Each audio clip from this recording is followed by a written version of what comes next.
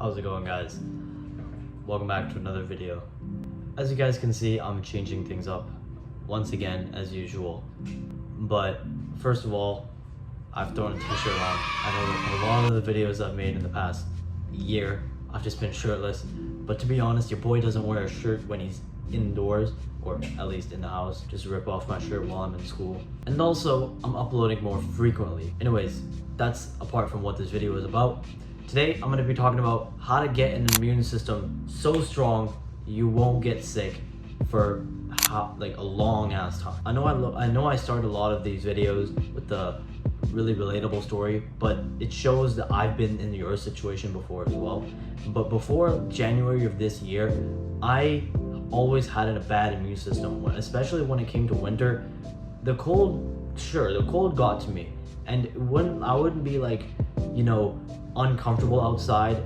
I mean, here and there it depends, but yeah, I was one of the kids. I've always been one of the kids who's been strong in the cold. I mean, I was born here like a lot of other people, but I just had that ability to be fine in the cold.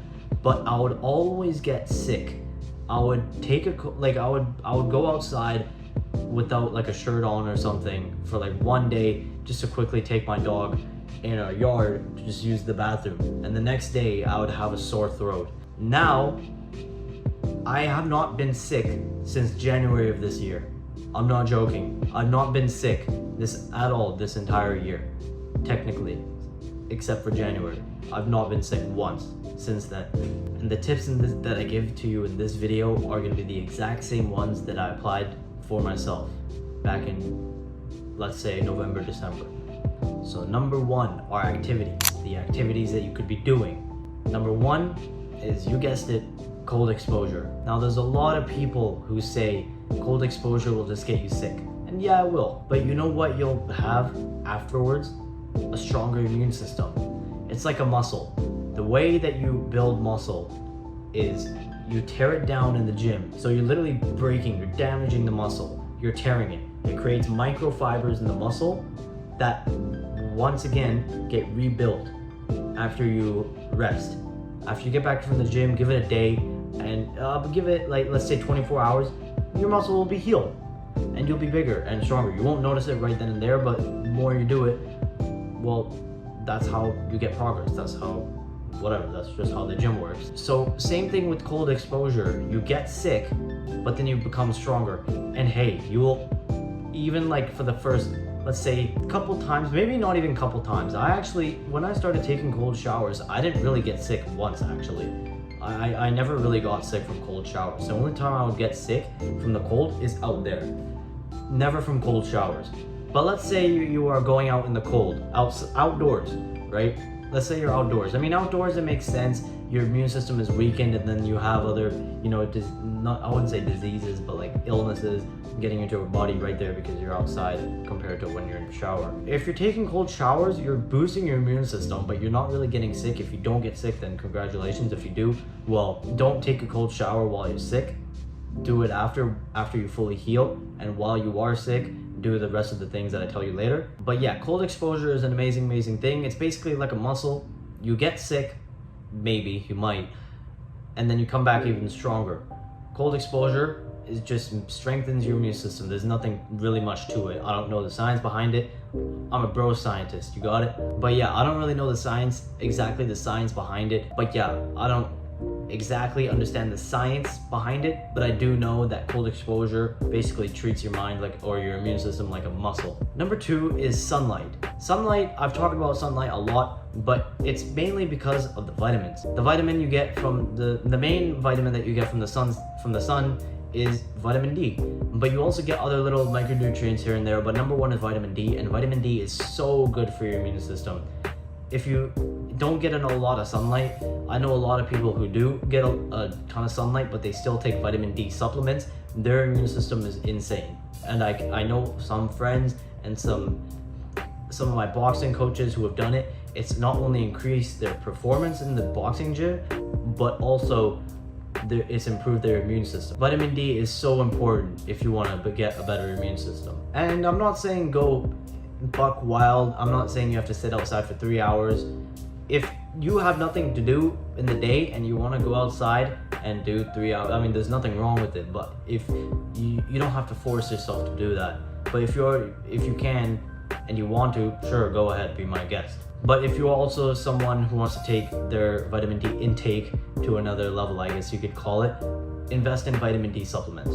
Now we're moving on from activities, and now we're getting onto foods. This is where it gets really interesting, and I'm really excited to talk about this. You guys know in my previous video I talked about how to increase your health just by eating and the foods that you can eat.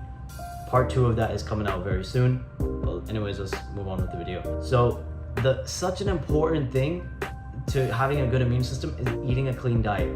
If you're eating junk, ultra-processed foods and want to get a better immune system, well, good luck. If you don't know what some of these terms mean, feel free to check my previous video. I'll leave it in the description down below. But yeah, what do I mean by clean and healthy diet? There are specific foods that you can eat for your immune system.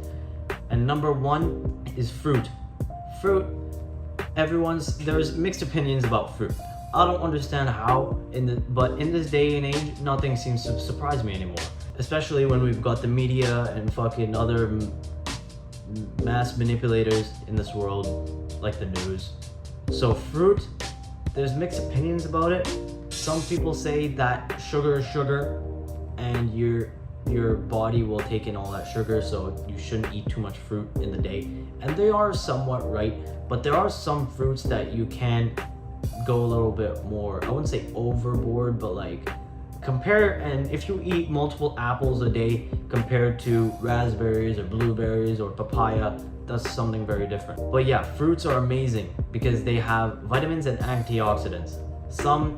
The more specific fruits that you want to be eating for your mental health, not your mental health, sorry, your immune system, are blueberries and raspberries. Blueberries should be number 1. They're filled with antioxidants, they're filled with vitamins, they're amazing for you. Blueberries are so good for your immune system. If you guys don't really like the taste of blueberries, I know a lot of people don't, they're kind of a boring fruit, I will admit, but one thing I have really been enjoying recently is frozen blueberries. I posted it on my Instagram. If you guys don't follow it, I'll leave a link in the description. Make sure to go follow it, because I post on there quite often about my daily life and stuff that I do.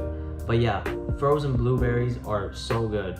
They taste more sweet than blueberry-ish, if that makes sense. They have the blueberry taste in there, but they're a lot more sweet. They're cold, which just makes it 10 times better, and they have a little crunch to them. I'm not saying take the frozen blueberries out and just start eating them right away. Leave them out of the freezer for a good 2 to 3 minutes, and then they have like a perfect like crunch. It's like almost frosted. Have you ever had shaved ice before? It's like that, and it's so good. Frozen blueberries on top. But yeah, another fruit is raspberries. Raspberries, once again, they're pretty much like the same as blueberries except less antioxidants, but still a fantastic fruit.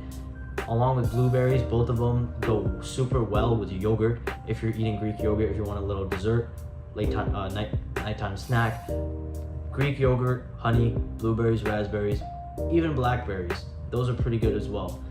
Throw them into a bowl, there you go. That's a dessert, but it could be eaten as dinner. Another fantastic one is papaya. Papaya is so good, it's so rich in vitamin A and vitamin, I think it has a little bit of vitamin, actually I wouldn't say a little bit, it has a decent amount of vitamin B in there. But yeah, mainly vitamin A. Papaya is so delicious too. A lot of people say that the papaya seeds, the black seeds in there, if you swallow them whole, pause, that it has extended benefits. I haven't done too much research about it. I haven't really bothered, but maybe I will. But yeah, if you're interested in that, just look it up. But I'm sorry, I can't tell you anything about that. Another fantastic fruit is kiwi. Kiwi is the most nutrient dense fruit out there.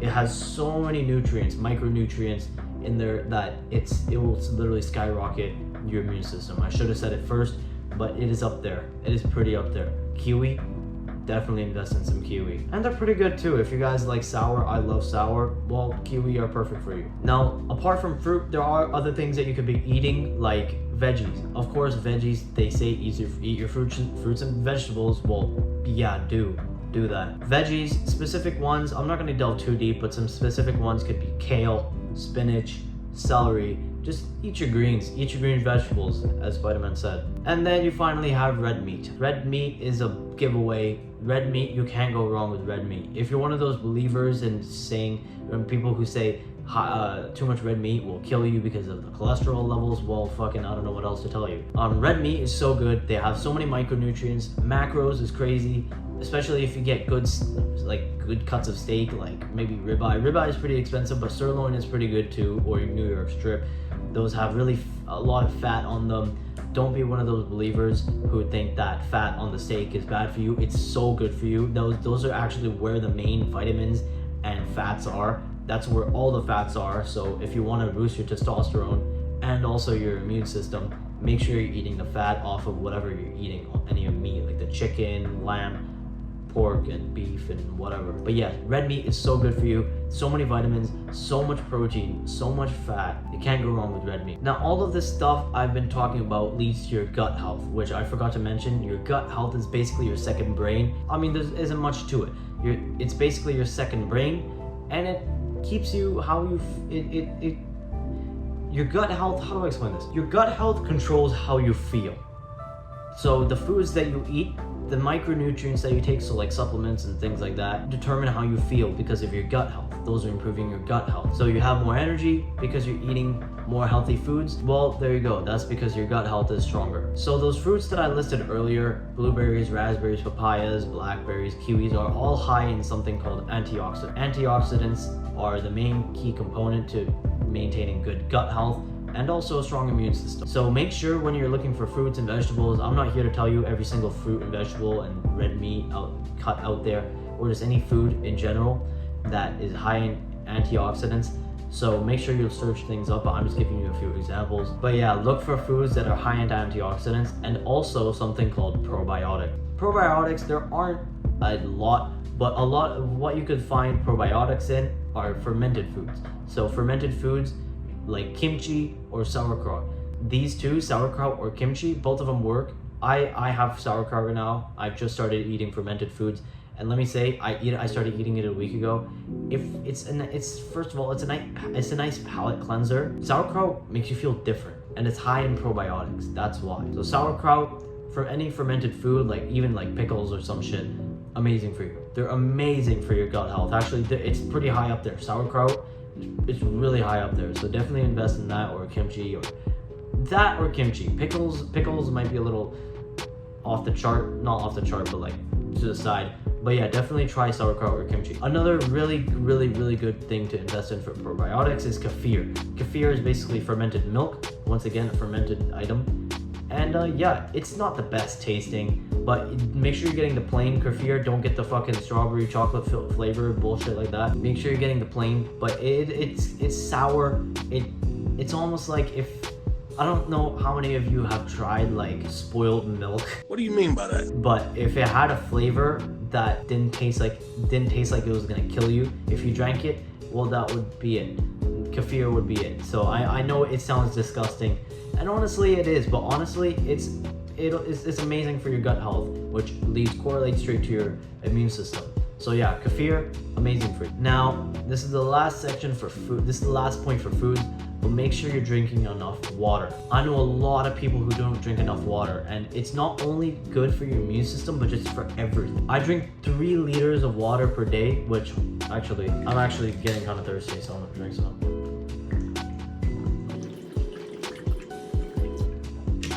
So yeah, make sure you're drinking enough water. I drink 3 liters per day, and ever since I made the swap, I've felt amazing.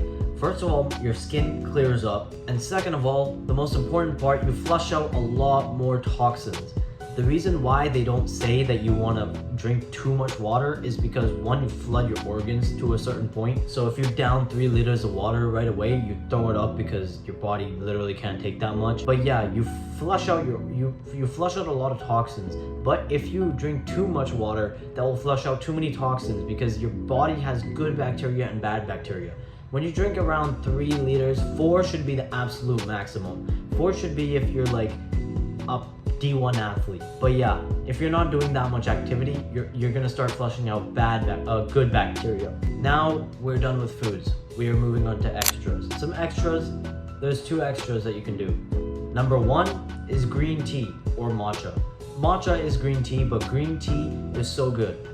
Green tea is, don't even get me started, dude. There's something called polyphenols in there, which are literally linked towards your immune system. And second of all, they are high in antioxidants.